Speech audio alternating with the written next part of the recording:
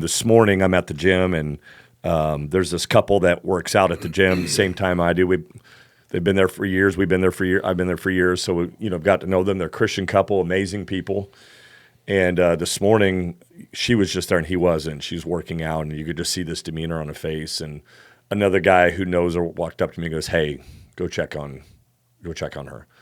And I walked over and I was like, "What's going on?" And she's crying, and she goes, "I found my husband laying on the side of the bed. He'd had a stroke. He wasn't moving. He had like that morning or recently? How recent? 2 days before. I hadn't seen her in a couple days. Yeah. And 2 days before that, just found him on the side of the bed. He wasn't moving. Called 911, get him to the hospital. He had 2 blood clots go from his heart to his brain, causing a stroke.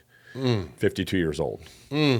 And thankfully, he has full function of his body. So he had some paralysis at the beginning. He's got full function of his body, but he has some speech issues now. Consequently, he works for a busing company. And the moment you have a stroke, you immediately lose your DOT clearance and your CDL. Wow. Understandably. Sure. But now the question is, what's next? What's next financially for us? Playing the game of disability, Social Security, those loopholes are a nightmare to go through. And so what do we do in the here and now? And I just said to her, I said, I'm getting ready to record a podcast this morning about angry at God. And she just started crying. And she just said, I was angry. But then she said, I had to stop and think about where's that going to get me?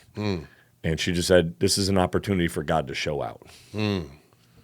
And so when it comes to our finances, and he's alive, she goes, but now when it comes to our finances and his rehab and work and all that, I know it's in the air, but I know God's going to do what God does through this. And so, I just said, you have a choice here. We all have a choice when you go through hard things.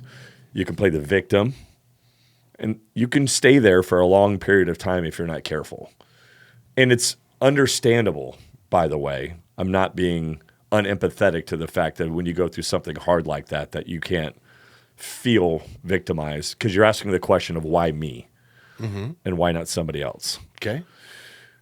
The problem is if you stay in that lane, the longer you stay there, it is, the longer it's going to be for you to get out of there. That's exactly right. And so it was so encouraging just to watch her.